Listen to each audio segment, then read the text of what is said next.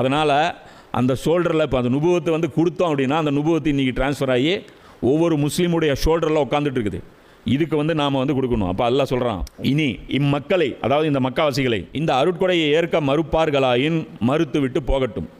நாம் இந்த அருட்கொடையை வேறு மக்களிடம் ஒப்படைத்து நிற்கிறோம், அவர்களோ அதனை மறுப்பவர்களாக இல்லை. இப்போ அல்லாஹ் என்ன சொல்கிறான் குறைஷிகளை பார்த்து, 13 வருஷம் என்னுடைய ரசூலு உங்ககிட்ட பிரச்சாரம் பண்ணுறாங்க. எவ்வளோ எஃபர்ட் போட்டிருப்பாங்க நபி ஸல்லல்லாஹு அலைஹி வஸல்லம். ஒரு நாள் சும்மா உட்காந்துருப்பாங்களா? என்ன அல்லாஹ் சொல்கிறான், இந்த இனி இம்மக்கள் இந்த அருட்கொடையை ஏற்க மறுப்பார்களானால் மறுத்து விட்டு போகட்டும்.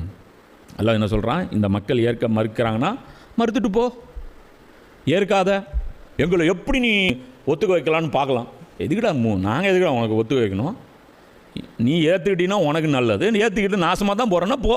ஏன் யாரை பார்த்து இங்கே யாரை மீன் பண்ணுறான்? ஏன்னா எவ்வளோ பெரிய பொறுப்பு நபி ஸல்லல்லாஹு தரப்பட்டது. ரோமர்களுடைய பிடியில் இருக்கக்கூடிய அந்த மக்களை மீட்டெடுக்கணும், பாரசீகத்தில் இருக்கக்கூடிய அந்த பிடியில் இருக்கக்கூடிய மன்னர்களுடைய பிடியில் இருக்கக்கூடிய அந்த மக்களை மீட்டெடுக்கணும். எவ்வளோ பெரிய பணி, அதுக்கு எவ்வளோ பெரிய மேன் பவர் தேவை. மேன் பவர் வேணும்னா குறைஷிகள் முதல்ல இதை ஒத்துக்கணும். குறைஷிகள் ஒத்துக்கிட்டால் தான் மற்ற கிராமத்தில் இருக்கிற சுற்றுப்புற அரபிகள்லாம் ஒத்துக்குவான். அப்போ குறைஷி தலைவர்கள் ஒத்துக்கிட்டால் தான் குறைஷி மக்கள் ஒத்துக்குவாங்க. தலைவர்கள் பின்னாடி டைம் ஸ்பெண்ட் பண்ணுறாங்க. 1 வருஷம் 2 வருஷம் 3 வருஷம் 13 வருஷம் ஆச்சு. ரசூலுல்லாஹ் விட தெளிவாக பேசுகிறவன் இந்த உலகத்தில் வேறு யார் இருக்கா? நபி ஸல்லல்லாஹு அலைஹி வஸல்லம் அளவுக்கு அக்கறையோடு பேசக்கூடியவன் உலகத்தில் யார் இருக்கா? ரசூலுல்லாஹ் அளவுக்கு உண்மையை பேசக்கூடியவன் உலகத்தில் யார் இருக்கா? ரசூலுல்லாஹ் அளவுக்கு கவலையாக பேசக்கூடிய அளவு வேறு யார் இருக்கா? மூஞ்சில் அடித்த மாதிரியா அவன்கிட்ட பேசியிருப்பாங்க அபூஜஹல்கிட்ட? அவனை கேவலப்படுத்துகிற மாதிரியா பேசியிருப்பாங்க? எவ்வளோ கவலையாக, எவ்வளோ கேரிங்காக, எவ்வளோ டவுன் டு எர்த்தாக, எவ்வளோ பணிவாக அந்த பிரச்சாரத்தை எடுத்து வச்சுருப்பாங்க. அப்போ இந்த இடத்துல உட்காந்துக்கிட்டு நாங்கள் ஒத்துக்க மாட்டோம் அப்படின்னு திமிரு பிடிக்கிறேன். அப்போது பெரிய பெரிய அந்த லீடர்ஸ் திமிரு பிடிச்சி இந்த பக்கம் போயிட்டாங்க. என்ன ஆளுமைகள், பெரிய லீடர் இல்லாத ஆட்கள் யார்? பிலால் ரலியல்லாஹு அன்ஹு, அம்மார் பின் யாசிர் ரலியல்லாஹு அன்ஹு, தல்ஹா ரலியல்லாஹு அன்ஹு, ஜுபைர் ரலியல்லாஹு, இவங்களாம் லீடர் கிடையாது. ரசூலுல்லாஹ் லீடர்கிட்ட பேசுனாங்க, லீடர் ஏற்றுக்கல, வந்தவங்களாம் லீடர் ஆக்கிட்டாங்க. இப்போ ரசூலுல்லாஹ் காலத்தில் டாப் பிளேயர்ஸ் யார்?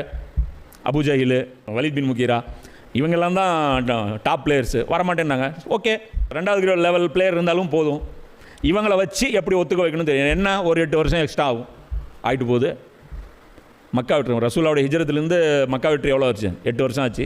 ஆகிட்டு போகுது, டிலே ஆகிட்டு போகுது. யாருக்கு நஷ்டம்? உனக்கு தான் நஷ்டம். கடைசியாக அசிங்கப்பட்டு வந்தீங்களா இஸ்லாத்துக்கு? தோற்று வந்தீங்களா இஸ்லாத்துக்கு? பேர் என்ன உங்களுக்கு? துலக்காக்கள், சஹாபாக்கள் கிடையாது.